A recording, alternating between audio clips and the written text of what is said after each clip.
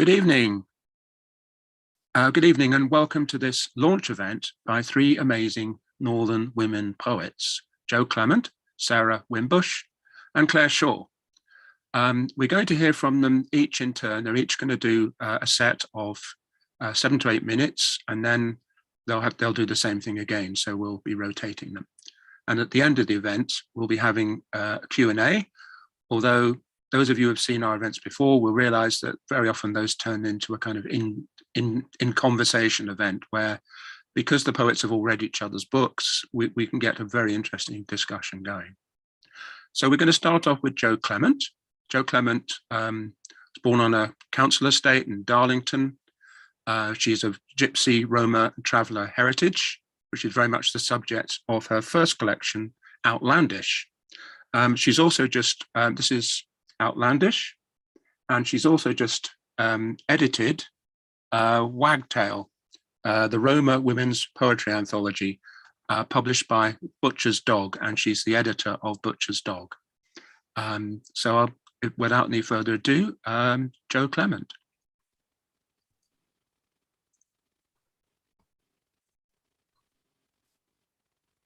Hello everyone, you all right? Hi from my little home here by the coast in Newcastle to wherever in the world you might be. It's really lovely to be here, and I guess here is inside your phone screen or on your computer. What a time to be alive. So yeah, before we get going, I just want to say a very swift but very sincere thank you to Neil Astley and to everyone at Bloodaxe for helping to bring this event together, and of course for bringing my first collection into the world. The shelves that you can kind of see behind me are full of Bloodaxe books, and I'm properly chuffed to be joining this international family of poets. It's an absolute privilege for Outlandish to stand alongside them, so thank you all very, very much. I'm going to start with a poem that is set in my hometown. I grew up in Darlington in the northeast of England, and today the estate that I grew up on, it looks pretty much exactly the same as it did back in the 80s. If you can imagine George Shaw paintings, then you're pretty much there. So this is the second poem of a trio called Vault. Vault. There's a rifle in the cupboard and the dogs need walked. Back and forth a ball drums the house wall, edging the urn they can't agree what to do with forward. The girls ride leaning gravestones like ponies, their mouths stuck with brambling, nettle stung and ankles grazed giddy up green.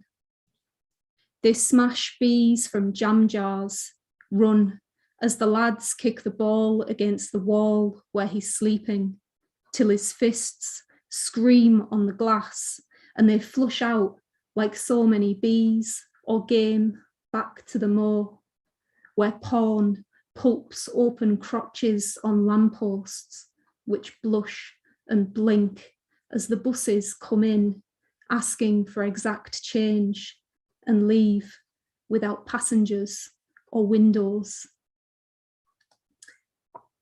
And I wrote lots of the poems in Outlandish as part of my my PhD on the wood engravings of Thomas Bewick.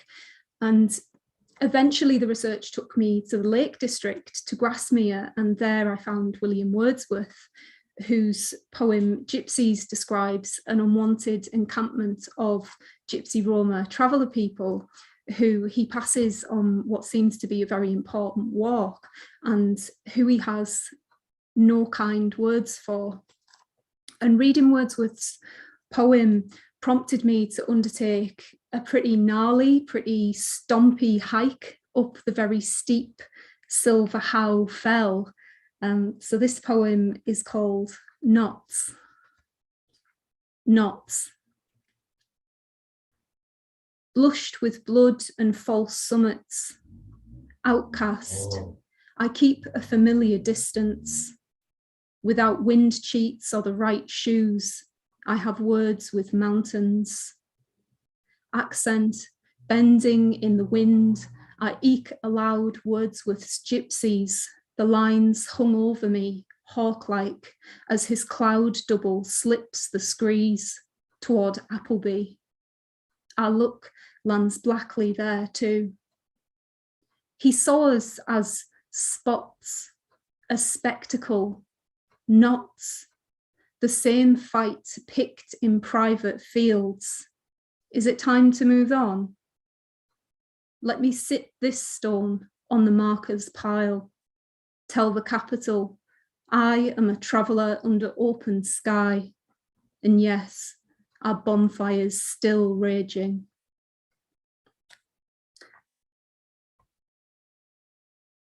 And I'm sure we'll touch on this more in the discussion, but my poems sort of draw on lived experiences of my Romani Gypsy ethnicity and consider the racism that travellers as an incredibly marginalised and yet very broad and diverse church of people experience. And in that spirit, the next poem I'll read looks to a young group of traveller girls on the west coast of Ireland who were photographed in a market in Ennistimon for the Stella McCartney fashion campaign, Kids. This is Market. Down the road, traveller girls wear fur-free bombers, all tiger stripes, organic cotton. But they don't care about Stella McCartney's commitment to sustainability. They've got free ice creams and pups. Elsewhere, there was a press release. Back to school with the big top, ringmasters, animated print. The photographer says, turn a cartwheel, girls, but they shy away, pinch petunias from pub planters, push stalks behind ears. None of these bairns is called Tilly or Lillian, the names of their free coats, and they don't need to be told to act tough like the kids who make the billboard. Now, my granddad is in the next poem that I'm going to read for you, and much like in my life, he kind of appears and disappears in the collection. And there's a word that appears in this poem, Zaguna, which is a German word, which was a slur that was used against Roma and Sinti peoples during the Holocaust. And it's still used today in certain contexts, and it continues to be a slur. An estimated 25% of the Roma and Sinti population were killed during the genocide.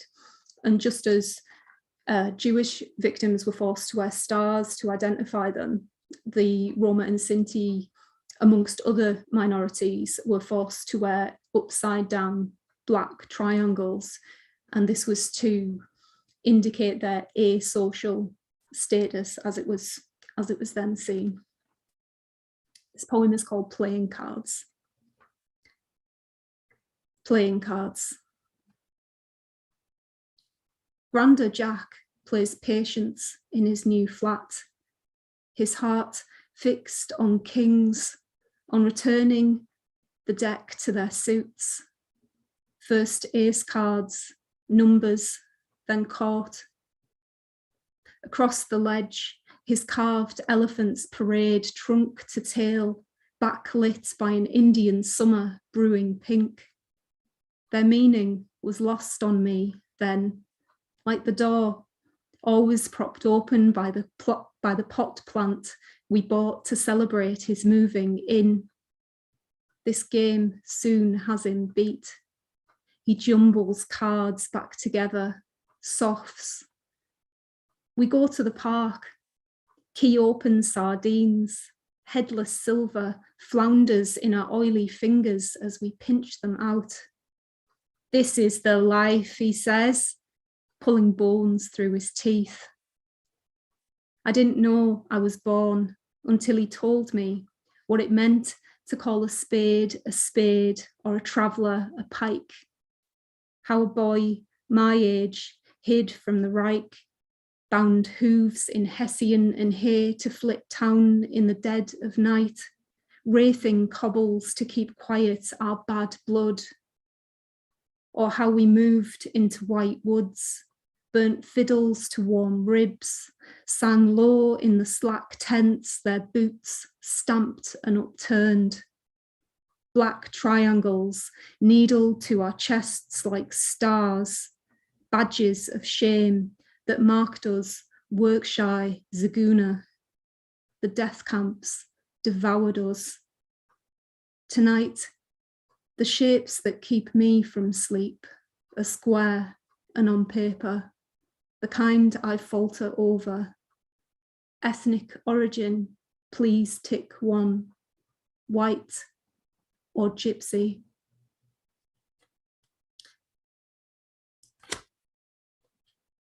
And lots of the poems in this collection were very difficult to write for a number of reasons. But the final poem in this set is the one in the book that I really found the hardest to write, because it addresses racism in all its meanness and its multifacetedness.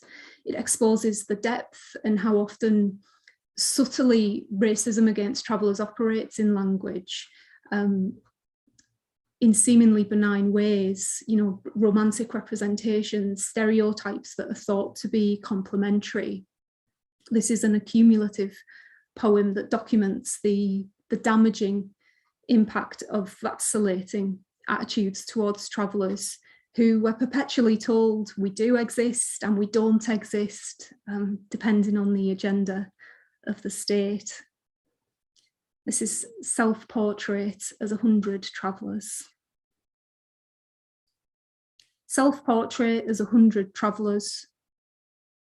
Here, no good, nomad, Roma, rover, rom, dom, rye, raider, reaver, truant, turnpike, trash, tatter, tinner, tinker, toad, trickster, tinsmith, tarmacker, boater, tea leaf, peddler, potter, king, cuckoo, knot, outlaw, trespasser, straw hat, scrapper, Johnny, far, moonman, fly, fitter, flitter, migrant, sharper, harper, dipper, sleeper, soothsayer, Heathcliff, hawker, knacker, clogger, lock, idler, thief, jailbird, Lovell, Boswell, Lee, wagon carried, wayfarer, crooked, filthy, floater, vagrant, vermin, band, muse, wanderer, journeyer, vagabond, smith, gadabout, me, flashy, scum, will or the wisp, lowlife, rambler, pathfinder, drifter, carney, chav, dog, dregs, Carmen, Maggie, Meg, dove, ratter, pilgrim, peddler, seer, witch, rabble, raggle, taggle, rag and bone, gitano, Egyptian, gyprat, gypsy, gypsy, gyppo, pikey, gone. Thank you. Thank you very much, Jo, for that wonderful reading. We're now going to hear from Sarah Winbush. You just heard a poem about Jo's grandfather.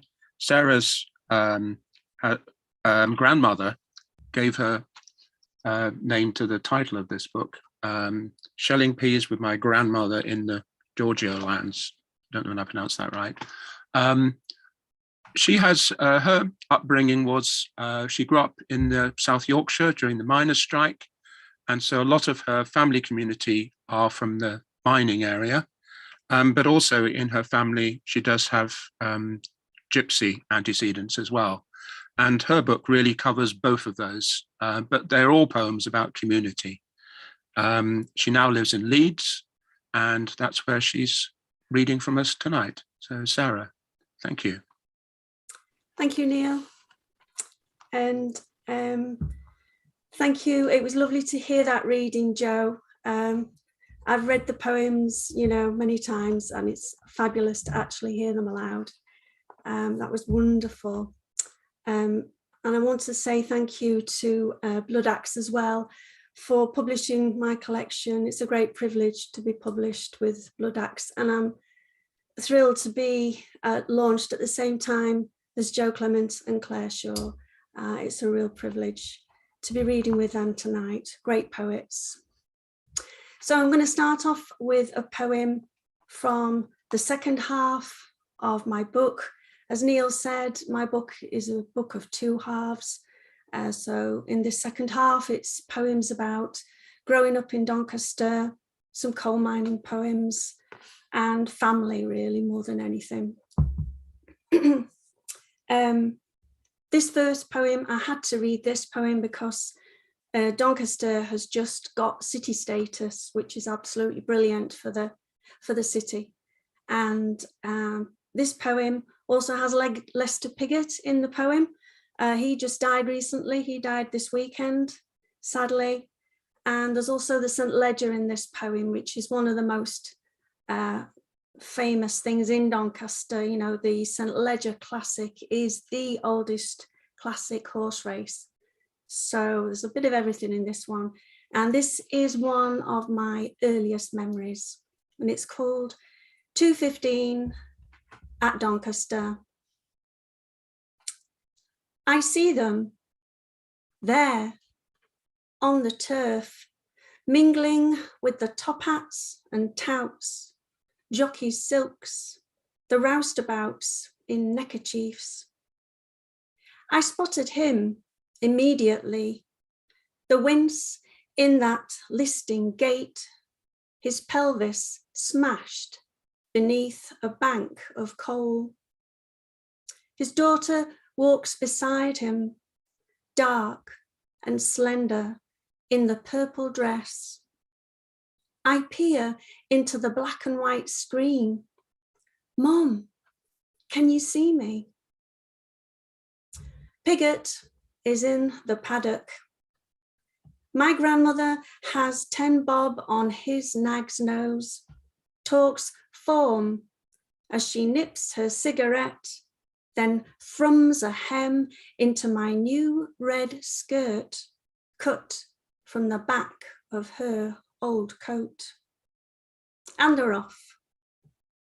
I wander outside, pick the last caterpillars off sprout tops for Gran, spend an hour swinging on a tire.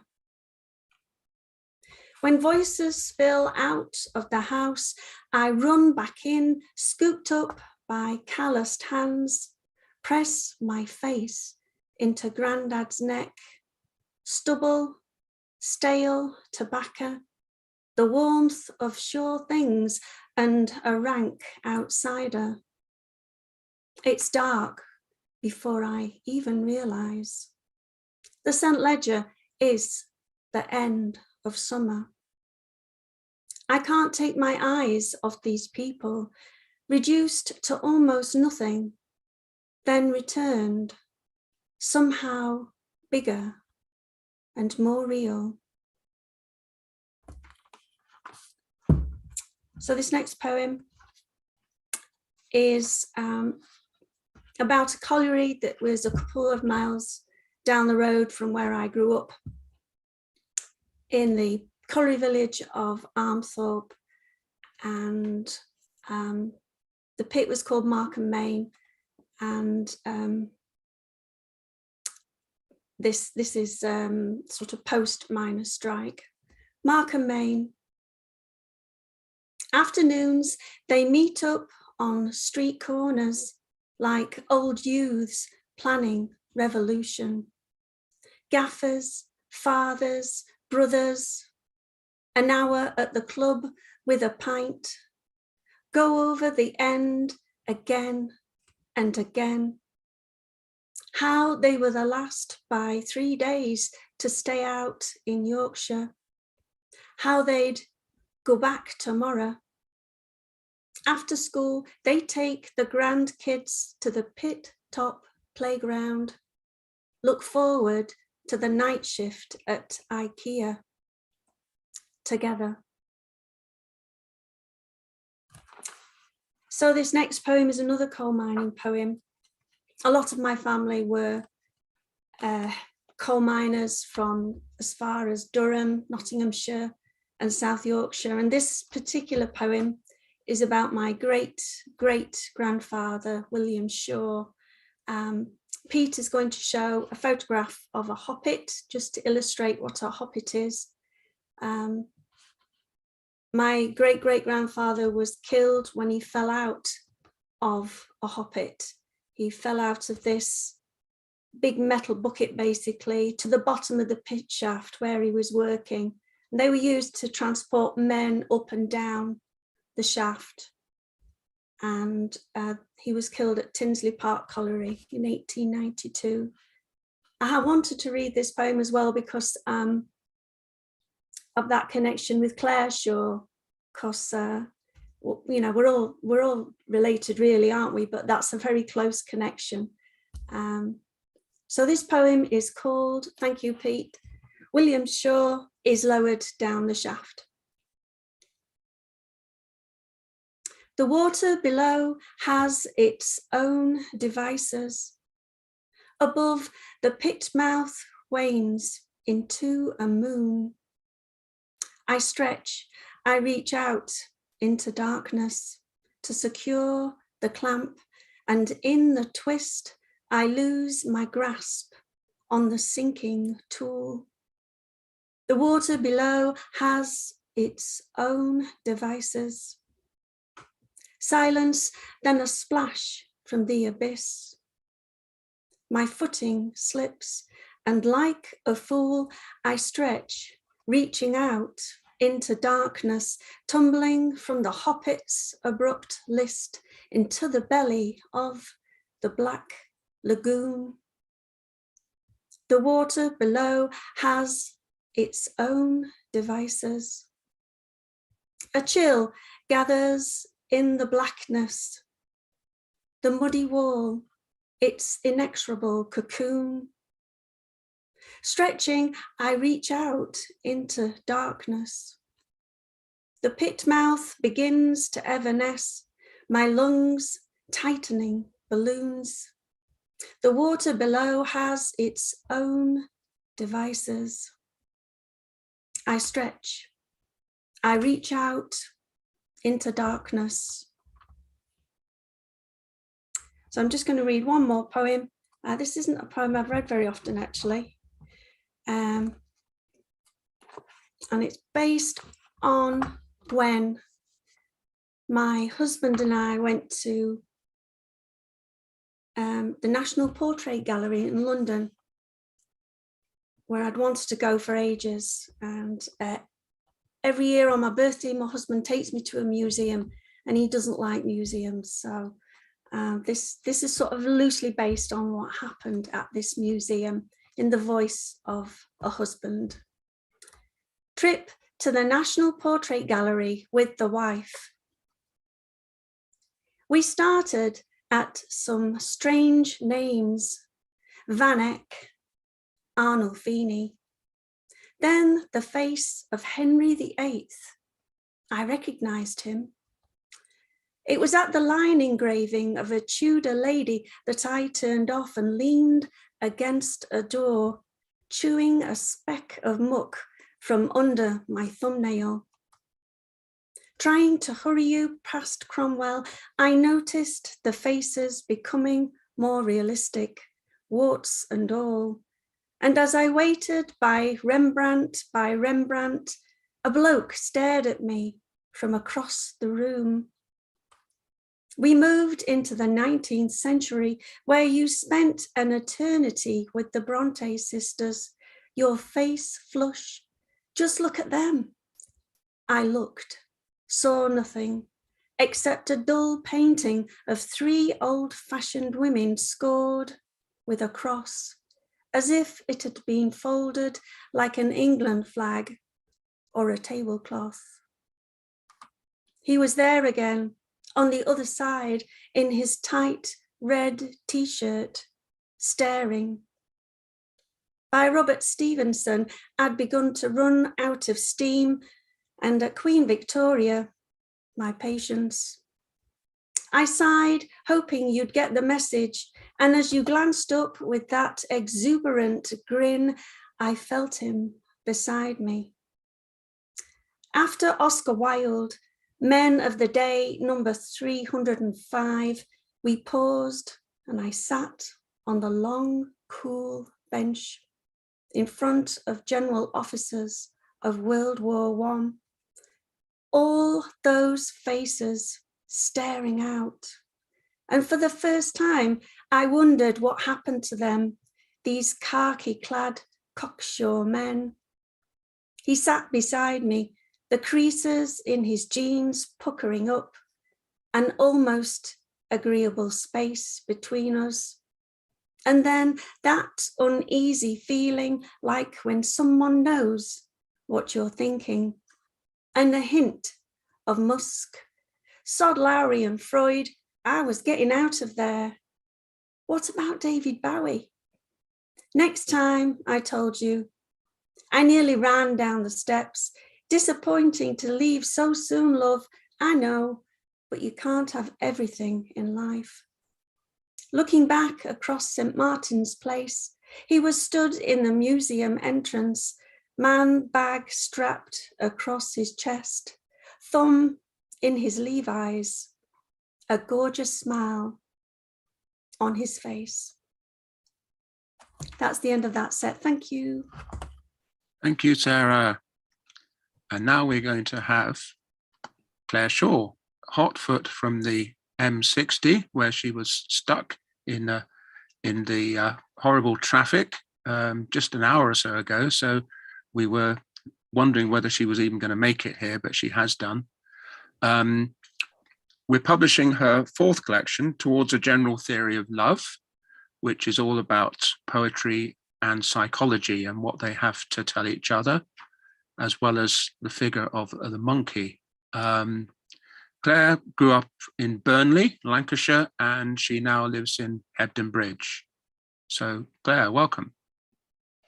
Thank you very much, Neil. Yeah, M62, I didn't think I was going to get here for the life of me. I was getting live updates and it said that the traffic would be cleared by 7:30. But fortunately, here I am, very, very pleased to be here and yeah, repeating the gratitude that Sarah and Jo have already expressed to Bloodaxe, and yeah, massively privileged and honoured and happy to read with Jo and Sarah. This is an account of my reading from 6 to 16 years old. I wanted to be a soldier. I wanted to be a swan. I wanted to be stored in a cupboard. I wanted to learn myself. I wanted to smell of dust. I wanted to escape at night. I wanted my teachers to cry. I wanted to live in a cellar. I wanted to survive. I wanted to be spoken out loud. I wanted to be unsuitable for children. I wanted to be rude. I wanted to stand on the sill at night. I wanted the moon. I did not want to sleep.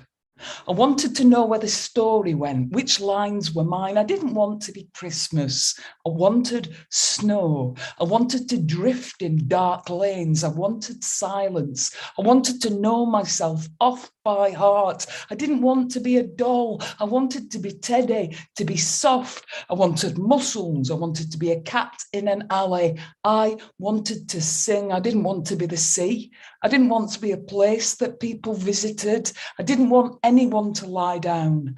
I wanted to be a big house where I could wander. I wanted stairways that nobody knew. I wanted to be a corridor with many rooms, a great hall with the fire gone out. I wanted to be an old bottle, to be in pieces. I wanted to be a mountain. I wanted to be very high. I wanted heather. I wanted to write myself, to be pulled up by the roots. I wanted blood. I wanted to float in dark water with the fires all behind me. I wanted to be complicated and very sad. I wanted to be a map. I wanted to find myself. I wanted to be lost in a park and taken home. I did not want to be destroyed. I wanted my granddad to recite me. I wanted to be a song. I wanted cider. I wanted a girl. I wanted to make it rain.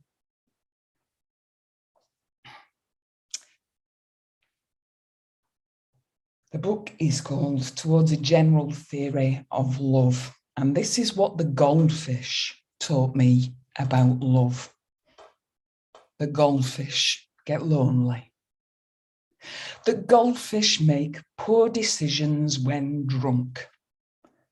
The goldfish can be aggressive, though not often. That a happy goldfish shines, that lethargy is a sign of emotional distress, that depression is no joke, that sex is exhausting, that gender is controversial and ambiguous. The goldfish are not ordinary, especially to themselves, that a goldfish will die in a small tank, that the water can be toxic, but escape is lethal.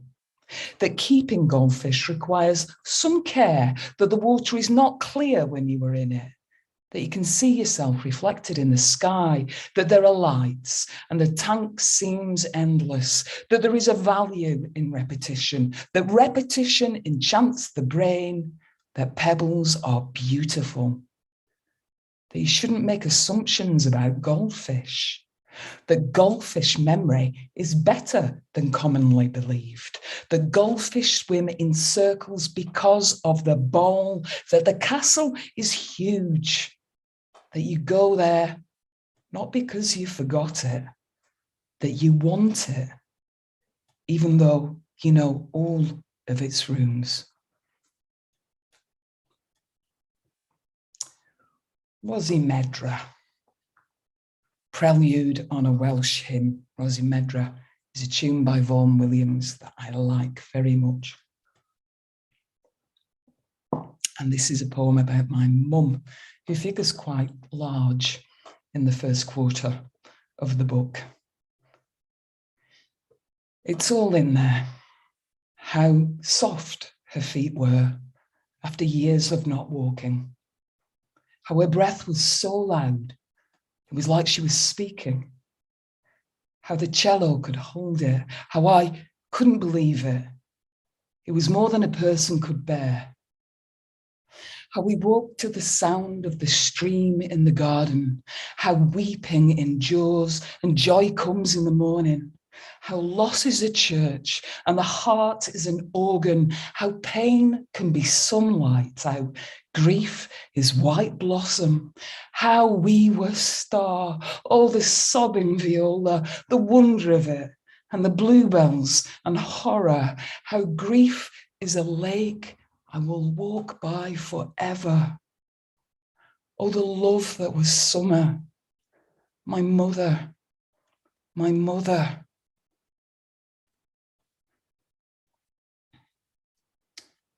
And from that poem, I think I will move to Titanic. The Titanic reflects on the recent ending of a long-term relationship. So I guess you're already getting the sense that the book is about lots of different kinds of love. And this is the Titanic speaking about a recent breakup. Though I never believed we were unsinkable, I thought we'd make it. Stars shone. Music played often. There was dancing. I was not unsuited to the elements. I was strong. Though I carried disaster inside me, in the end, it came from outside. Who would have thought it, that perfect night? Though the sea was a cloud of stars, there was no moon. Your words were ice. They broke me. They tore a hole down my side. I was gutted. Thousands of plates smashed inside me. The engine stopped. We were so many hours from help, and the stars were so bright. Sweetheart, the orchestra did its best, but they all drowned. And I shall finish, I think, with love as a sat-nav. Love is a permanent presence. It keeps you company. It can speak in many voices, but you pay for it. Sometimes you pick it up cheap. Love guides you around diversions. It saves you. It does not alter when it alteration finds. It is the star. When it is dark, love shines brightly. It is not infallible. Sometimes it takes you up entirely unsuitable roads. It leaves you on the edge of a drop in deep shit. Love is not a reliable book. You should disregard it. It insists it has brought you to the correct destination, but you are stuck where you never wanted to be. A roundabout in Pontefract, for example, with love repeating the same unhelpful instructions. You are lost. You have no idea how you got here. Or turn around when possible. Where the hell you should head to next. Thank you. Thank you very much, Claire. If you're watching at the moment and you have any questions that you want to put to our poets at the end, do put them in the chat. We're very much supported by you at the moment. We've noticed a number of poets from Bloodaxe are supporting their stablemates here tonight, which is lovely to see. So hello and thank you to Katrina Porteous and Gwyneth Lewis, Maniza Alvi, Aoife Lyle. Great that you're here supporting our three tonight. Helen Ivory as well. So they're all supporting you. So Jo Clement, if you'd like to come on and do your second set with all the poets wanting to hear more from you.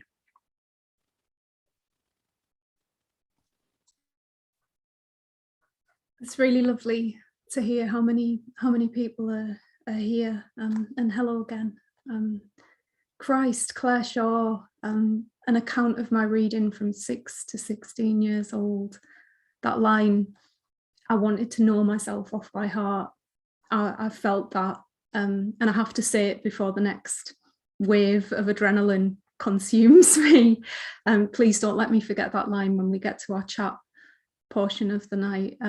Thank you for making it rain. Eyeliner will never be waterproof enough for one of your readings. Thank you. So yeah, some of the poems that were written for Outlandish sprang from a 60-mile walk between Melrose in Scotland and the holy island of Lindisfarne, which I walked sort of pre-pandemic before the world went bonkers in 2019 with Damien Labar and the artist John Hewitt. I'm very interested in private and public spaces, and this poem was written in the Scottish borders where you can so-called wild camp legally. This is Crown. Crown. These are the standing stones, and what feet they have known to crown Yetams, kings and queens. No plaque marks the place. They define themselves, keeping oaths given to the wind, smoked peat blue as turf that knew no border. Off and on, they'd take your ears for using the wrong tongue. So we held them, dear as bairns to the breast, sharp as ground knives. At Stob Stain, Spey has me by the throat as I step up to hear the common. And I think during the pandemic, we've learned really to relish open public spaces and to reevaluate how vital public access really is. And I suppose somewhat tangentially, that's what this next poem touches on.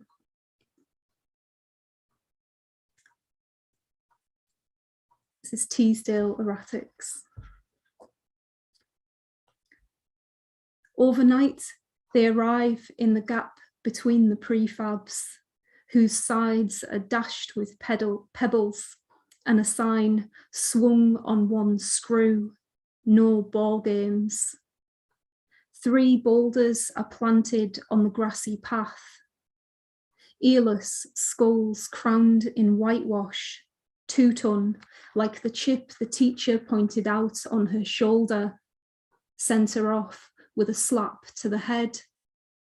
She comes here instead to fizz open pop as she sits on the middle one, listening for his quad's buzz up and down the Queen's Highway, the rider shirtless and at speed, without license or helmet. And the next poem I'm going to read, I wrote it for my great granny, who, in the rich Gypsy Roma Traveller tradition of giving our babies extraordinary names, was baptised Venus. This is Smith's song, and it's dedicated to my granddad's mum, Venus Smith. Smith's song. Venus thumbs her Bible's gilded foredge as her women feel the places my grandad kicks. Pilgrims to her living wagon pat Lourdes water on pulses, Catholic Chanel, whose sweetness only they can smell.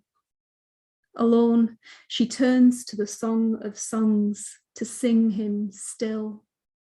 Between cedar beams, she sings his heart neck, the chains of gold her baby will wear at 19, his company of horses, apples and figs. Later, he pours tea and sings her fare, her Lebanon smell, the secret places of the stairs. She counts the bubbles for luck, then shuts the book, holds their place in the song with a tarot card. Now, next month, Appleby Fair is coming up. My granda Jack, who was the baby in that poem, he would take us to the fair, and for months beforehand and months afterwards, it was just an endless cycle of Appleby Fair, Appleby Market, we'll be going to Appleby soon. And I became very attentive to sound and to dialect in that way and through the way that he spoke. And the date for Appleby's been moved this year. Usually it's in the first week of June, but it's in the second week to sort of make space for the Jubilee. So I'm quite eager to go back to Appleby, and I'd like to take you there with me. In fact, I want to take you right into the River Eden, which, as you'll discover, is where it all happens.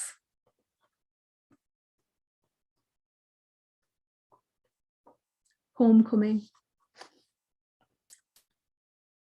Rivered like trout, there's this flash lad on his hoss, spading hooves, his waterway gymkhana deep as a tall mare, banks hooked on pebbled gates as he drowns thunder with heels, cannon bones firing, 2 fingers up to the council, distant reavers, hair slicked back, all saddle, no bridle, then stomach laid to withers, curb chains drape into her mane as he speaks in private of diving for a spell.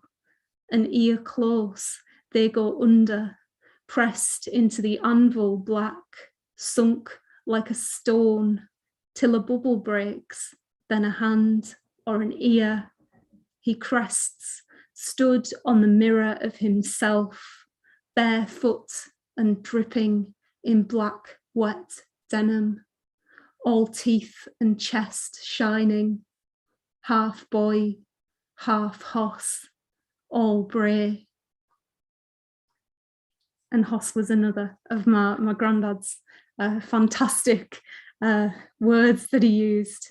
I'll end with the title poem from the collection, Outlandish, which I wrote after reading Walter Scott's Guy Mannering, and I found there Meg Merrilies, who Scott describes as a harlot, a thief, a witch, and a gypsy, which kind of sums up the way that traveller women are stereotyped and maligned.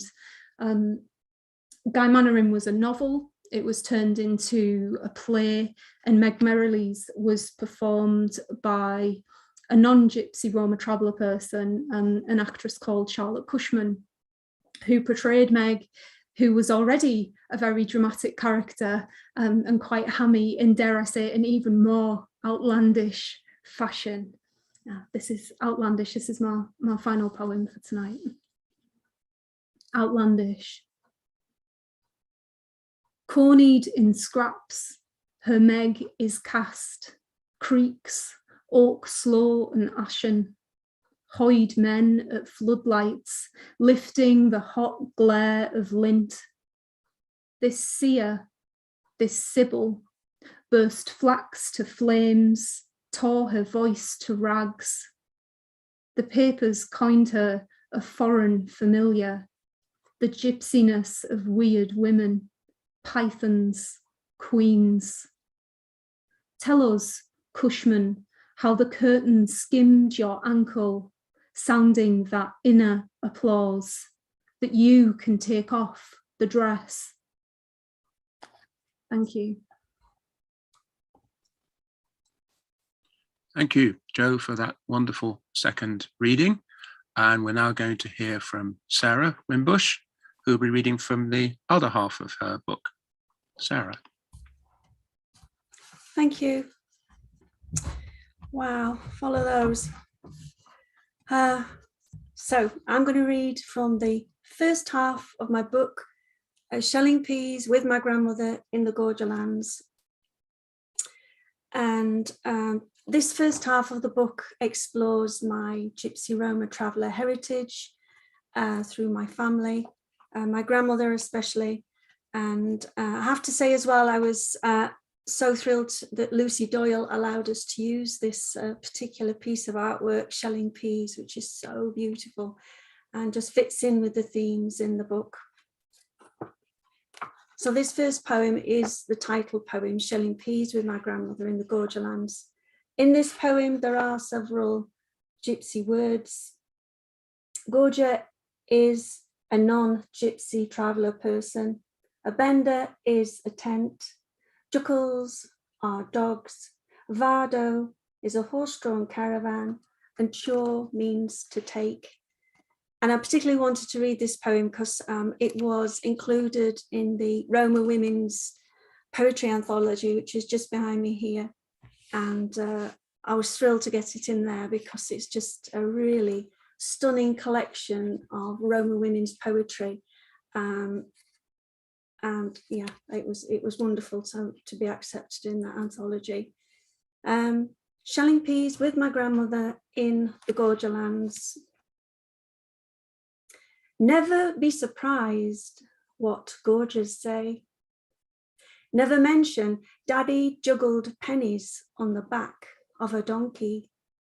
Never explain that Liza married the son of a king, or how gentle Hugh received the Mons Star posthumously. Don't point out the in-between places.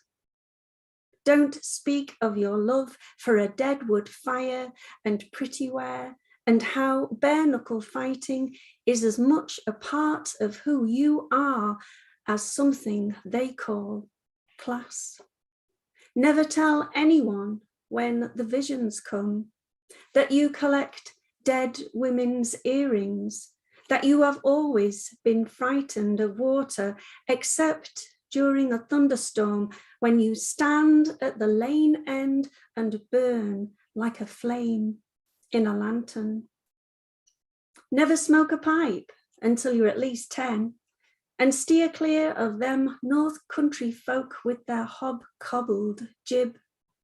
Never go to the fields in your grubbers, wear a skirt and change behind a tree. And never ever let the lass next to you pull peas quicker than you. Never kiss a lad, you'll get in the family way, and never get in the family way unless he'll do a runner with you. After he's to torch the bender, straw ticks, corrupt linen. Never allow juckles inside the vardo, or boil shimmies with pudding cloths, or leave a wound to turn.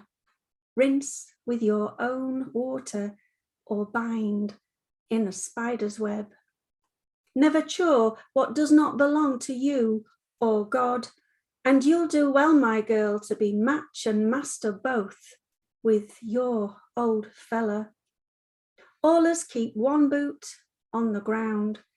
Tell your children's children their blood names.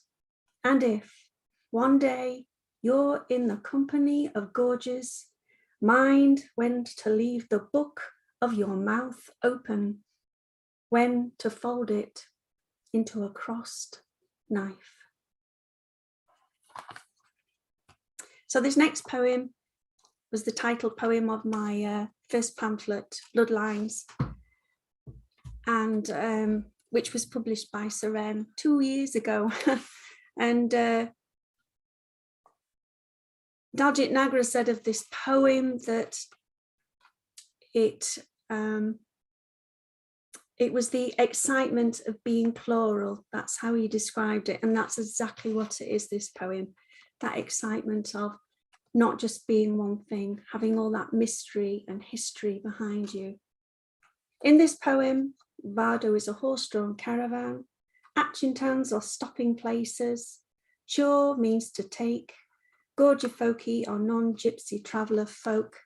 Bavel is the wind. And ransoms is another name for wild garlic, but I used to have a great uncle called Ransom. Bloodlines. In the bloodlines, there's a hooped earring. In the bloodlines, there's an open Vardo door, ransoms on the other side. Songs and seasons wave at you from the bloodlines. Achintans watch you fly. In the bloodlines, there's an acorn of swagger that inflates into a barrel wearing a vest. In the bloodlines, there is nothing to offer up to the old world except a pair of chamois booties, your past, their past. Bloodlines stare, bemused by the chant of tables, a company car, lunch. Bloodlines hoik slingshot at woodcock and snipe. Damp earth is a must as you lie with the bloodlines. Some scratch the name of the wind into elm with a crochet hook. Others chaw lollipops from children. Bloodlines can't hear you, but they follow you in a handful of photographs and crumpled vowels, the shortening clay pipe, Gorgifoki. In the bloodlines, you make yourself make steamed pudding, then eat salad. In the bloodlines, there's a long blue thread. In the lee and the lanes, there must be someone who can tell you about the bloodlines, about the rhythm of your tongue, your flying fox glare, the need to set curtains ajar at night. What are you searching for in the darkness? Why are you? And yet it's the bloodlines that murmur on the baffle, bloodlines that understand the spell of a campfire, your attraction to gold. How if I shook my pale face from gullet to hairline, the world would turn scarlet, and all that pours out will be road. So this is my last poem that I'm going to read. So this is the last house that my grandmother lived in. And I remember going to see this house as a child. And it was just magical because it was like one of those places that was just falling to bits, stank of must and damp. But, you know, as a kid, and the grass was like waist high, but it was just the most exciting place. And yeah, that was the last place she lived. So in this poem, yeah, I don't think there's actually any words in this poem. It's just called White Cottage. When you finally took a house, it was white. That Houseland house, that lane end house, walnut trees towering above the church, a lime-washed privy, the broken stool with a heart carved through the middle. You do squares on the house with your fingertips, and in these spaces you would make new windows and edge them with let-down curtains. You fitted a kitchen with the chop and slice of your hands, here, here, and here. Make-do cupboards, the side of the road sink. We ate boiled bacon there with cold potatoes and quince. Sundays, you'd toast pikelets by the fire and we'd disappear inside hide and seek afternoons. We grew to understand marriage in that house, its ingrained sweat, its banter, the bullfrog trapped in the cellar, silencers, museum house, haunted house, walnuts blackened in jam jars like mouse brains, the sewing machine docking its relentless hum. Was it the wind that flipped your royal Worcester off the dresser? And your charm bracelet jangling like horse sorters' reins, the day you filled the priest hole with barrows of sand and silenced that bastard frog. You lost your flicker of threads, your owl eyes, your tongue relaxing its waspy lilt. The woman who kept a fire from New Year to Old Year's Day, who pulled her own teeth, who never possessed a watch, who didn't exist on paper, and yet could recite the name of every pea field she'd ever worked through. You stood by the door, waiting for the gypsies to come and take you home. Thank you. Thank you, Sarah. And Sarah just read the poem Bloodlines. I don't know if you can see that, but Bloodlines starts with this line: in the bloodlines there's a hooped earring, there's a crochet hook, and it's sort of patterned almost like a sort of decoration on a vado. It's an extraordinary piece of work. So many connections between poets who are reading to us tonight. It's wonderful. Next we'll have Clare Shaw, and as if to connect with Sarah, I noticed that Clare has got Emily Bronte in the corner, just to the right of her. And of course, Sarah read a poem with the Brontes in the National Portrait Gallery. So let's take it away, Clare.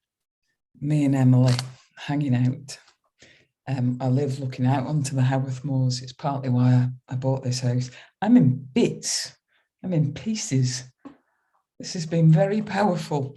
I'm also in pieces because it's nearly finished and I just want it to go on for hours. It was making me think, I think Kim Moore is in the audience, or at least she's claiming to be. And I'm thinking, this is why you do a festival, isn't it, Kim? Because you kind of just want to sit up all night with people doing poems at each other. Let's just do poems at each other all night long. There's a plan. We'll talk about that. Let's start doing an all night long festival. Anyway, let's crack on with some poems. I think Neil already mentioned Monkey, who is a big character towards the general theory of love. Monkey is one of the rhesus monkeys from Harry Harlow's notoriously cruel experiments in the 1960s, in which he proved the kind of value and importance of love and attachment by depriving baby rhesus monkeys of love, maternal affection, and subjecting them to torture. And Monkey is one of these monkeys, and he's there all the way through this book. And in this poem, the poem is called Monkey Writes a Poem About His Mother. And he tells us how much he loved his mum, even though she was flawed. In fact, Monkey's mum was made of cloth. And it begins with a quote from Deborah Bloom. The children who really suffered, the little monkeys who wholly grieved, were the ones who felt they had lost something. You were the seed and the leaf and the fruit. You were the earth and you were the root. You were the song in the echoing dark. You were not snake. You were never the rock. You were needle and bark, and you were the river. You were not winter. You were fresh water. You were not locked door or slammed door or rattle. You were not metal. You were not empty bottle. You were treetop and grassland and night sky and star. Oh, you were warm, you were rain, you were air. You were the oak leaf and honey and clover, and you were the forest, and you were my mother. You were the shore where no crocodiles are. You were not wire. You were not wire.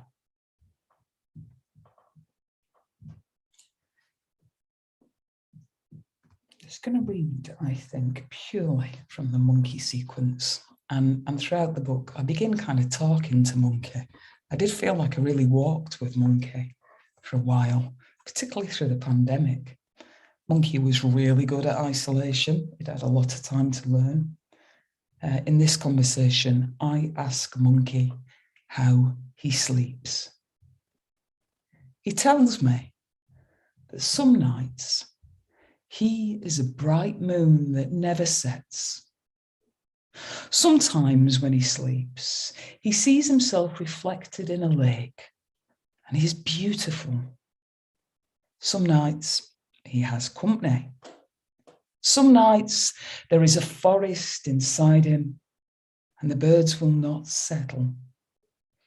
He does not believe in ghosts, but some nights he is haunted. Some nights he is all on fire. The rain is relentless and the wind excites him.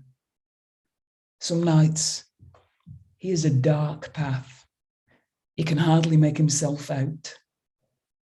Some nights he is tree. He can't lie down. Oh, Monkey, please hold me. Tonight there are tigers. I cannot close my eyes.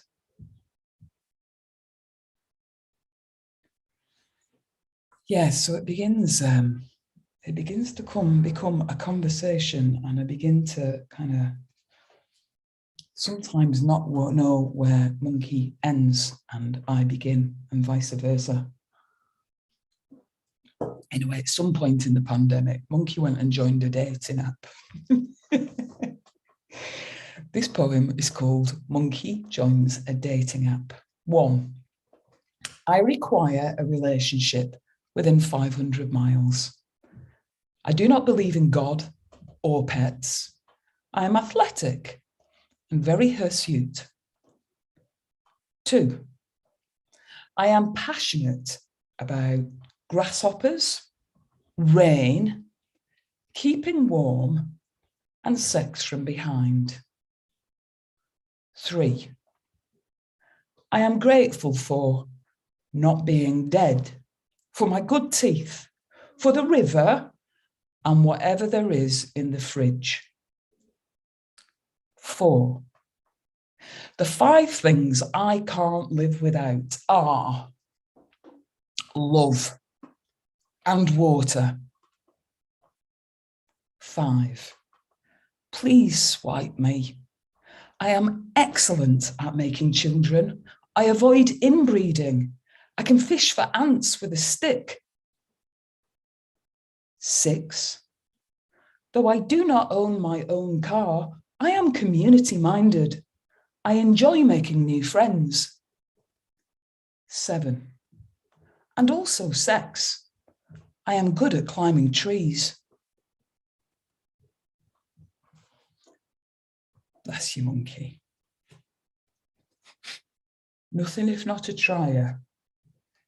But here's a more tender scene with me and monkey.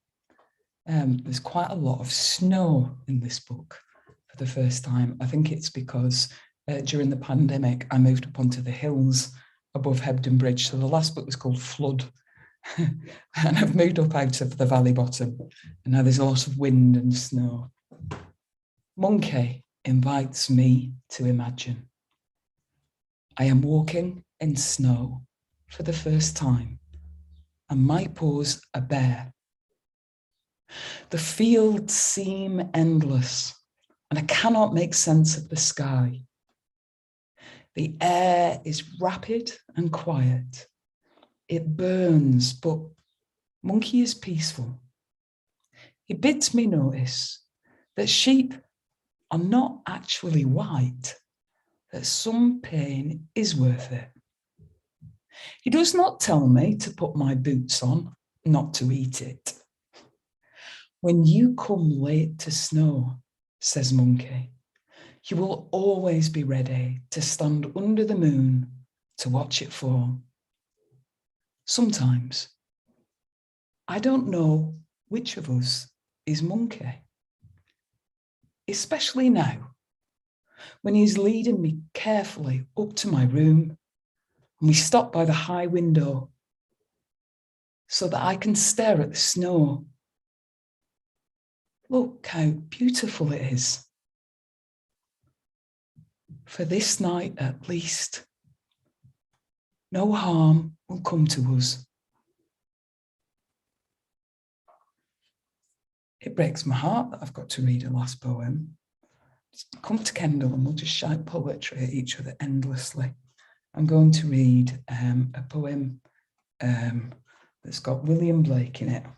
It's called Monkey Reads William Blake. Since I read this poem by William Blake, I think I was maybe 17 or 18. I've had it in my head ever since. The angel that presided o'er my birth said, little creature formed of joy and mirth, go love without the help of anything on earth. William Blake. Monkey Reads William Blake. And thank you so much. Monkey has developed a fancy for William Blake. He puts down his book and tells me that Blake is part monkey. And John Clare, with his exquisitely sensitive eye. Dogs, he says, are also half monkey. He explains, to be kicked to the dirt, to know blood at the back of your throat, and not only to want to be touched, but to rage for it, you must be monkey. To be badger, to live in the night and still to believe in the sun, to be cat, to see in the dark, to be dropped and to save yourself. To be Blake, who hated the cage so much he rid his brain of it, to find angels in the street and take them home.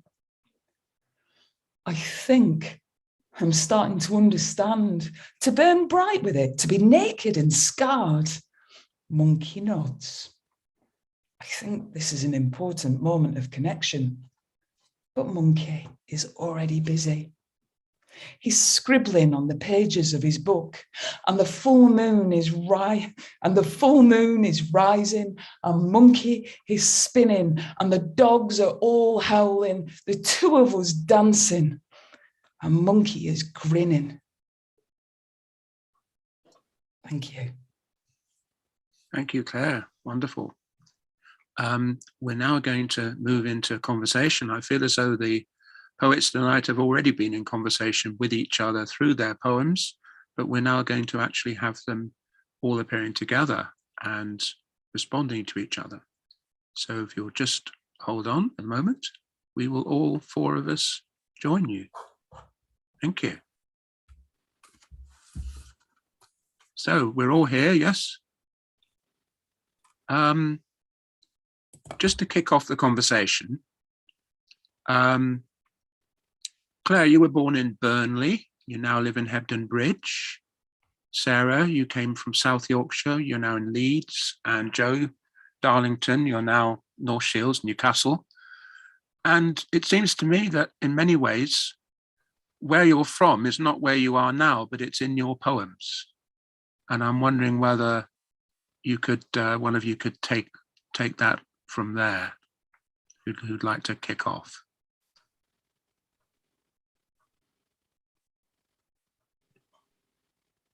Silence. Claire. I feel like, yeah, I want to hear what the other two say.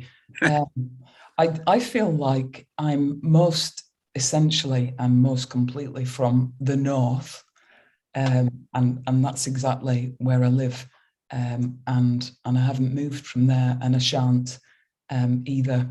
But I have kind of hop-skipped over the border from Lancashire to Yorkshire. The land that I live in, Hebden Bridge, it's kind of borderland, if you like, and I'm particularly drawn, I guess, to borderlands.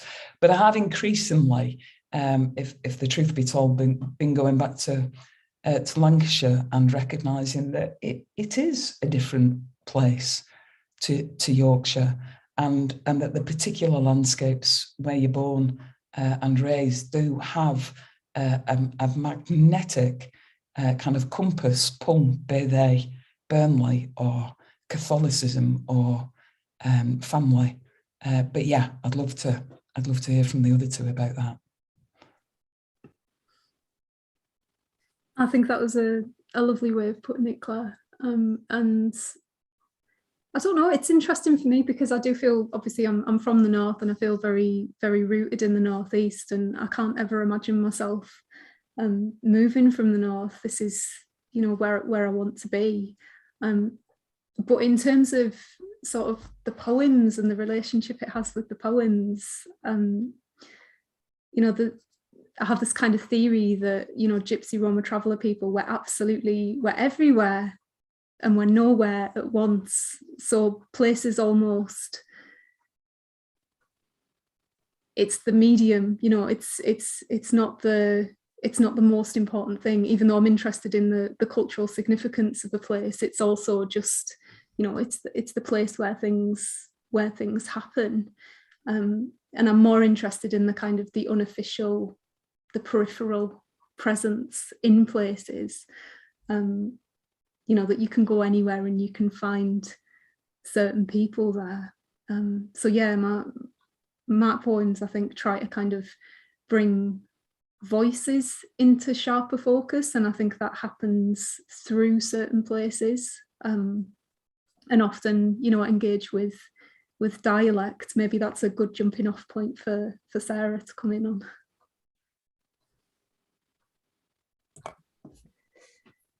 Yeah, so I'm originally from Doncaster, and you know, like Clem and Claire, I've sort of moved away, but not that far. It's just over the hill. It's not that far, but it's extraordinary when you move away from somewhere. It gives you that it enables you to look at the place that you come from with a different perspective. You can see things that you perhaps didn't see before.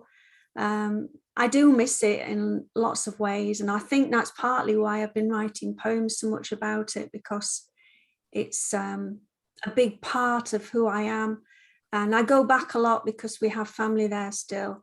And I've joined a writing group there, which is wonderful because there's so much of the unsaid that we sort of are able to connect without saying things. And that's a fantastic thing.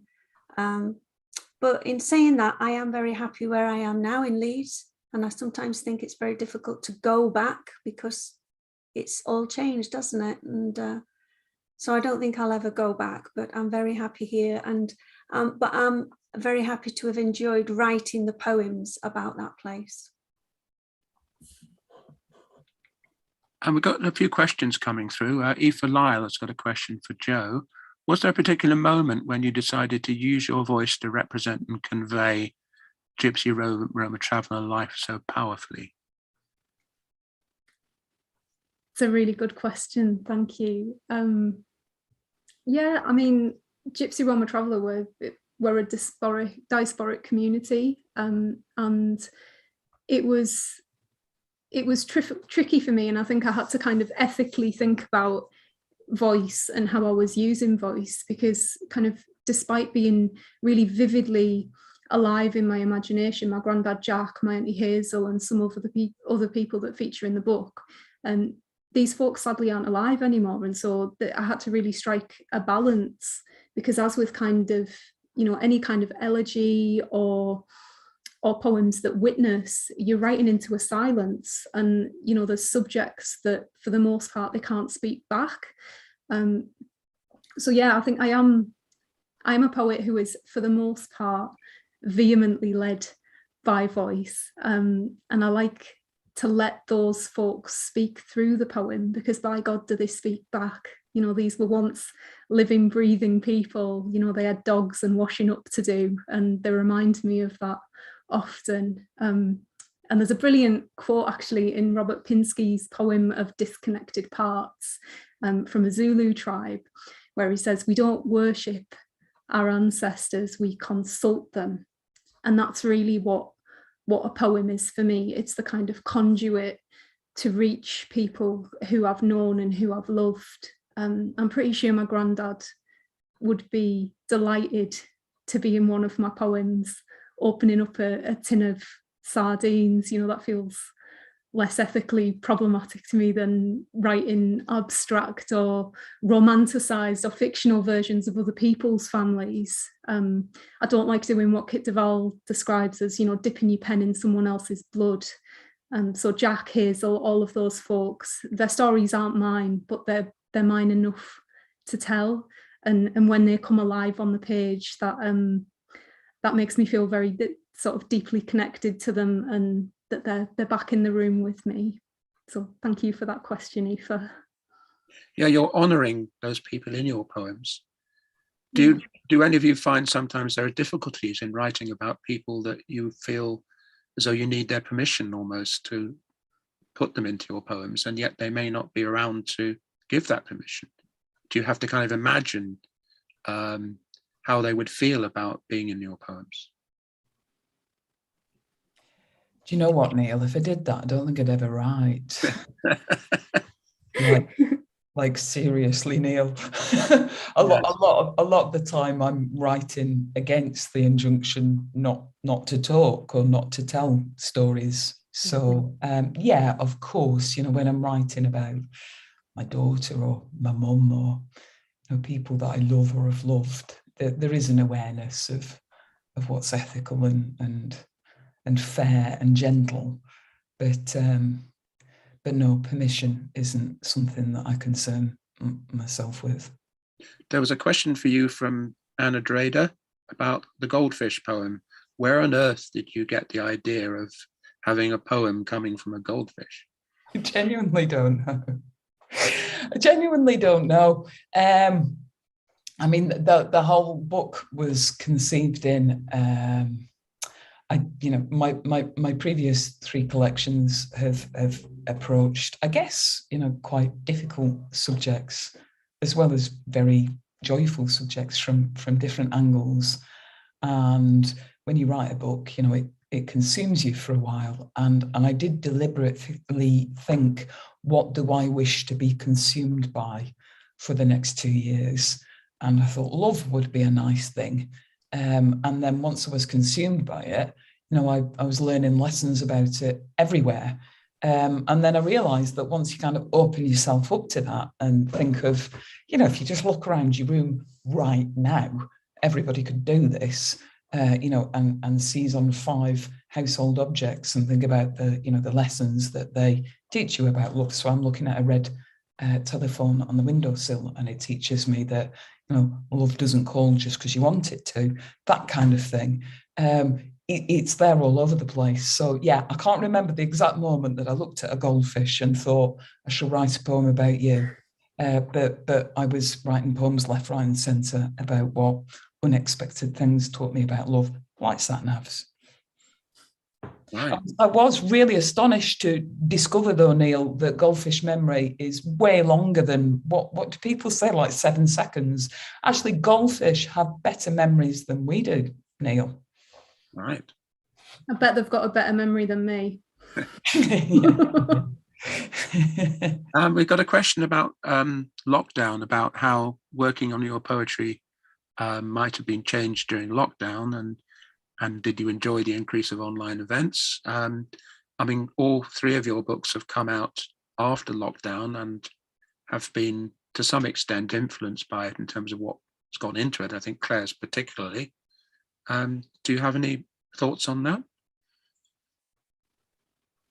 I'll go. I was just praying really that we weren't in a lockdown situation, because when my pamphlet Movable Type came out last year, it was launched in the first week of the very first lockdown. And yeah, I've been crossing fingers and, touching wood that we don't end up in that situation again. In terms of writing, the pandemic didn't really stop me from writing, and hasn't really stopped me from writing. The pandemic's ongoing.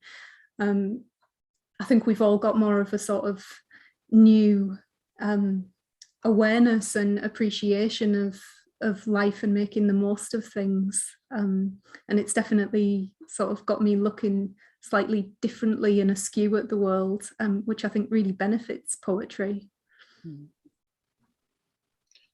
You've all read each other's books, so I'm wondering whether we could move on to a stage where you might have things you want to say to each other about your books. Connections between your books. Anyone want to kick off on that? I've got a question for Jo Clem. So I've always been fascinated how you've got a real good mix of the natural world with the modern, gritty 21st century traveller world in brick and that kind of aspect. And do you find that easy to do, to mould those 2 worlds together? Or do you naturally, or do you look for them intentionally? It's a really, really interesting question. And I think, we are the natural world. I think we forget that sometimes. We're part of it. We're animals that are part of the natural world. And I don't really separate myself from that. The tree that's outside my window right now, it's been here longer than I have, so it might seem that there's a kind of clash between the contemporary, the new and the old, or a bringing together of that. But actually it's the way that I see the world, where we're all moving, all our different parts are sort of moving at the same time, and the world is ticking along in the way that we've got it going now. I would like to see more of the natural world and less of the industrial stuff, but this is where we are. You have to honour kind of both sides of that. Following on from that, is there a way in which the gypsy tradition, as it's evolved into the 20th and 21st century, has had to adapt from rural living to urban living? And is that something you feel as though you're pulling out in your poems? I was having this conversation this morning, actually, for another thing that's happening in a few weeks. Yeah, it's interesting how sort of the traditional vardo, the living wagon, that Romanesque word vardo, that's kind of the traditional, I don't want to say quintessential, but it's the image that people often think of when it comes to travellers. But now, you could go to a stopping place and there might still be living wagons, but there would also be transit vans, and there'd be horses grazing sort of beside those. And I think we've been moving sort of side by side with industry and also apart from it for centuries in many different ways. My granddad worked in a steel mill, for instance, at one point. So yeah, my interest in industry is sort of what happens when we run out of oil. We're going to go back to things like horses. We're going to have to find that these so-called simple ways of living are actually, they make more sense. It's better for the environment, it's better for us, and the rhythms that they present us with are actually more conducive to a happier, healthier lifestyle. Time will tell, I guess, on that front. Good question.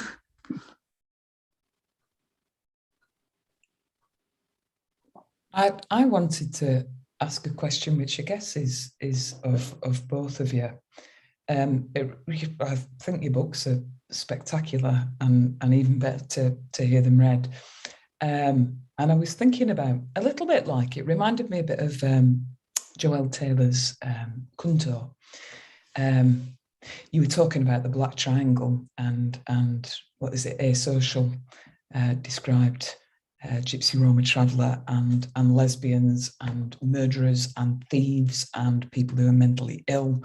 And it was brilliant to be reminded of the essentially political nature of identity when it's played out in genocide. But I was, when Joelle Taylor wrote Cunto, part of me, it was kind of absolutely entranced to see my people, my community, my world. I don't know how to say it. My world, that's so much my world. I didn't even know that it was my world, in the way that you kind of don't even know it's light or air. It's just there to see it kind of made into art. But part of me was like kind of scared and a bit angry and unsure that somebody had taken this, a bit like they'd shown x-rays of inside me and showed them to the public, because this was my world. And I wondered how you felt about that, because I feel like there's a poem in your book, Sarah, about earring.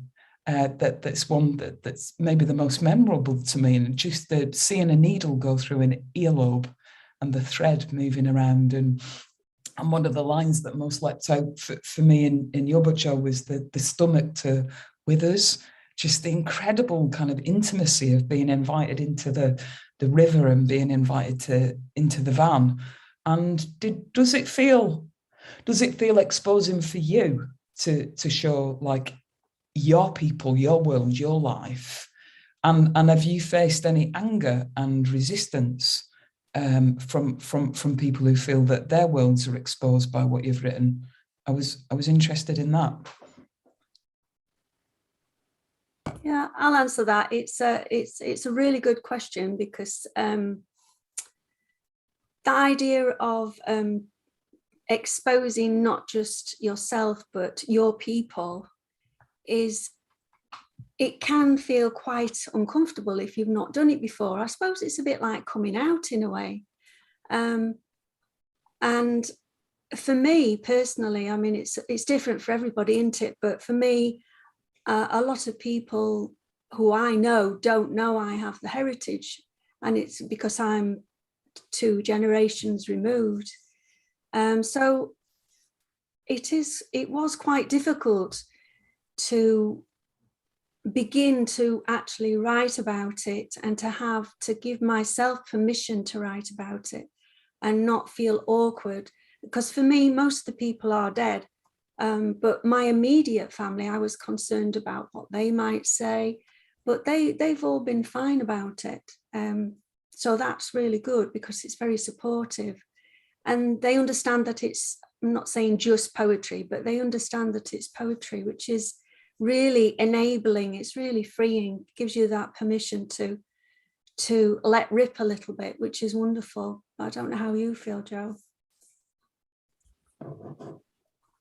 I mean, when you use the term Gypsy Roma Traveller, that will present everyone in the audience with a very different and very particular idea, and probably not all of it good.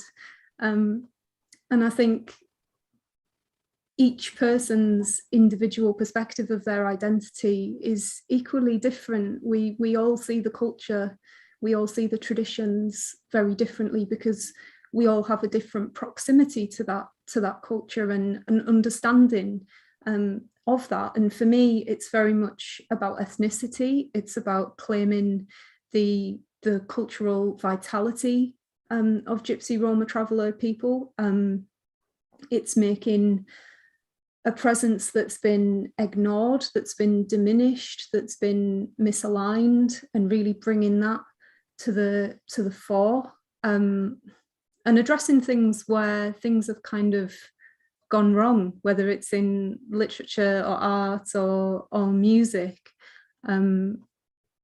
Just kind of righting some wrongs and just saying, this is another way of looking at things. And if you do that from a kind of a central perspective rather than as an outsider, then I always think that authenticity will come through.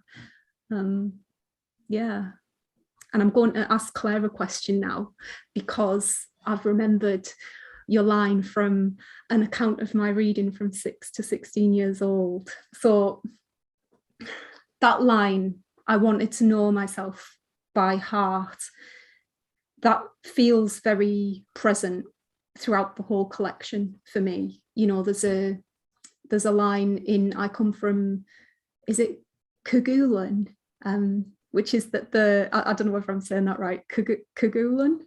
I don't know, I've never heard anyone say it, Jo. Cagulan, that's what we're claiming it today. So there's a line in that where you say, the wind has blown you away, and there's a sense of you trying to kind of pin not only yourself down and all of yourselves, because there's so many of yourselves that are in existence at any one time, but also in a kind of commemorative or elegiac way, trying to pin down the people that you've loved as you've known them. So tell us more about that. I wanted to know myself by heart. Oh God, it's like a doomed prospect, isn't it? But absolutely, like the lifetime's challenge to know myself. And I think there's another poem in the book about my girlfriend did not believe in ghosts, and there's a line about though I knew myself, and that's been my kind of claim for decades. I know myself, and I guess again partly born in opposition, that so many aspects of my identity or my experiences have meant that those experiences and those identities have been denied, whether it's as a lesbian or transmasculine person, or as a survivor, or as a crazy person that was in psychiatric hospital. You're crazy, you don't know yourself. But I've had to stand my ground. I know myself, I want to know myself, I have always known myself, and that's where the fascination with psychology comes from. But really interestingly, for me, as I begin work on the fifth collection, I think part of what I'm really happy to embrace now is that part of knowing yourself is knowing that you will never know yourself. And like you've said, every identity is multiple and contested. And if we could stay up all night talking, which I know we can't, we all have to go home and eat our curries. The self-portrait is 100 travellers, and you use this incredible kind of phrase about that we're visible and not visible, and how that plays out in language. And I think for me, that's one of the fascinating things about poetry, is the way that it allows us to be all of the selves that we are, and all of the different truths that we are, and all of the contradictions that we are, and the way that changes depending on what light we shine on it. It allows that, it gives place for that in maybe a way that prose or novels kind of struggle with a little bit more. There's so much space for contradiction and interpretation. I should stop answering that question. Let's stop all night talking.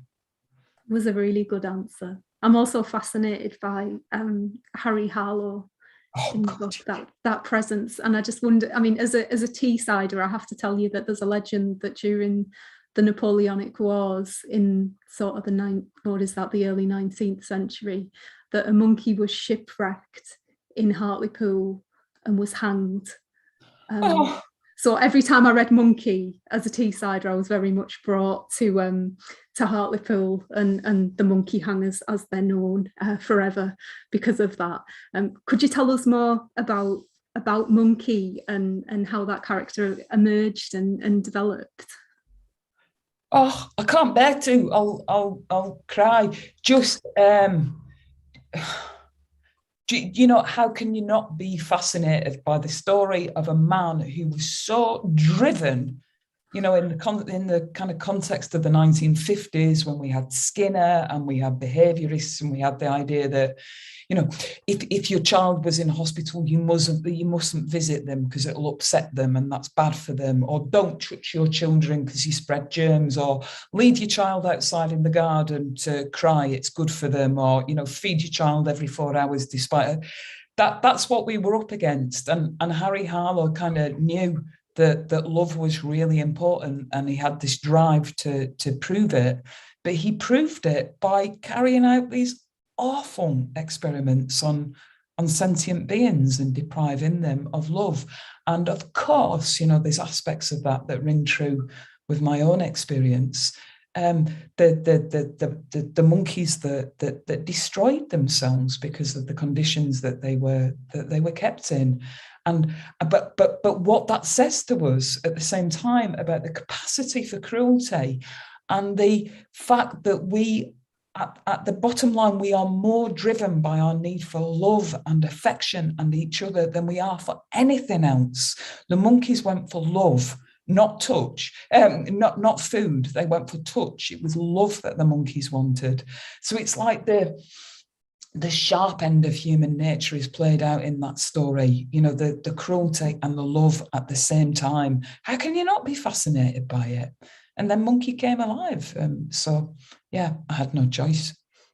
It's so powerful, Claire. And I mean, you've got that you've got that moment in Why Did the Monkey Cross the Road, which I thought was going to be quite a humorous poem, but it hit me really hard again. You've got that line, because he wanted to be taken to a place of safety. And so I really want to thank you for writing a collection that brings us and creates a safe place.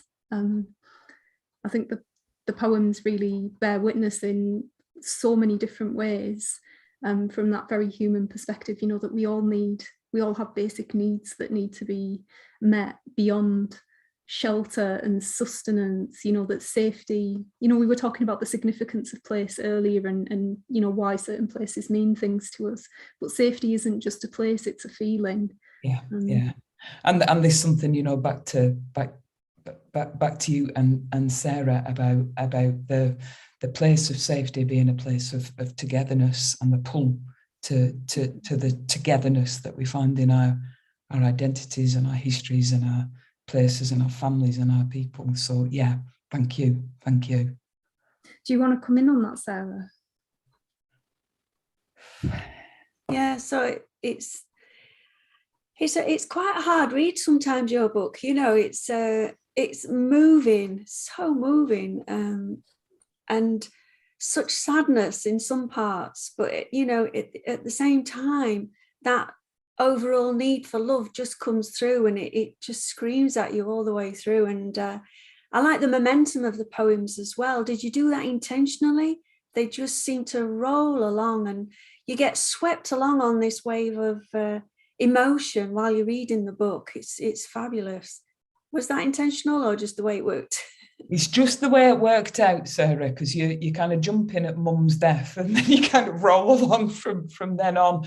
But yeah, you know, back to you, Sarah, and I think, you know, a particular point of gratitude for me today. I was working on the carbon landscape in Lancashire, and before we came on air, we were talking about the Husker pit disaster where 26 children drowned in Lancashire. And you know, this Saturday, if you want, you can go to Atherton and tour the ruins of Pretoria Pit, where something I can't remember, 344 men and boys died in the Pretoria Pit disaster. And there was a programme on Radio 4 this morning about the conditions that people worked in, men, women, children, little boys, 7-year-old dying in the Husker Pit.